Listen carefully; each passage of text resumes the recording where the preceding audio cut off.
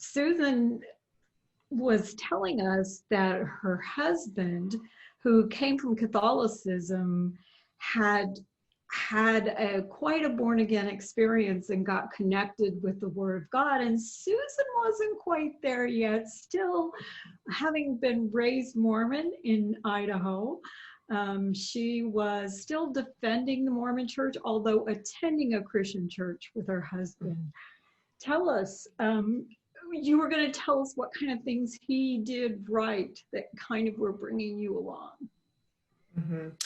So he definitely, I had mentioned that he was a prayerful man. So we are both very strong-willed. And so he knows battling me will be a battle. And when I asked him to stop putting all of the why Mormons aren't Christians information on my nightstand, he was respectful of that, which is extremely important. Even though he wanted to keep doing it, he didn't. Yes. He reached out to our life group and he involved the men from our church that we had truly been building life with to help him as we did this walk together, and that he was patient and he was prayerful. When you grow up in the church, you know that there are things you love about the church and things that you don't. I loved that there was always leadership. And it's a silly thing because I love having all of the rights that I do as a woman, but I also love knowing that my husband's job is to care for me. And that my husband, in the end, I sort of can pass the buck because even though we work as a team, he's going to be responsible. Yep. He is responsible. He is my spiritual leader. He is the spiritual leader of our home. And so to have come from that background, which he knew nothing about, mind you, because that is not his background. He was listening to me, he was respecting me, and he was prayerful.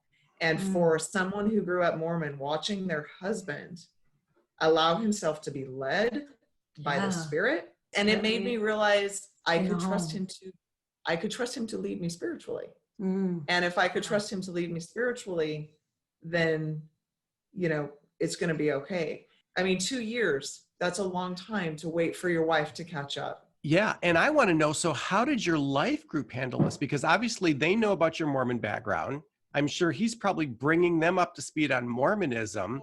What did they do right? Because our life group handled this by becoming our family. And when you're with your family, they don't know about Mormonism, and they weren't experts in Catholicism, right? But they did know how to be Christ followers. They were disciples of Christ and they discipled us. And that is how we got through it, because they weren't like, oh, you're right. Cisco, she is crazy to not do that. No, they were like, you know what? You live by example. So when it was a holiday or Thanksgiving or whatever, we were part of the family. So we were going to grandma's house and we were doing all of their activities and the baby was coming along. And again, for someone who grew up in the Mormon faith, family is everything, and feeling that unity and community. So they were loving me without even realizing that they were doing everything right. They were just being disciples. They were living their faith.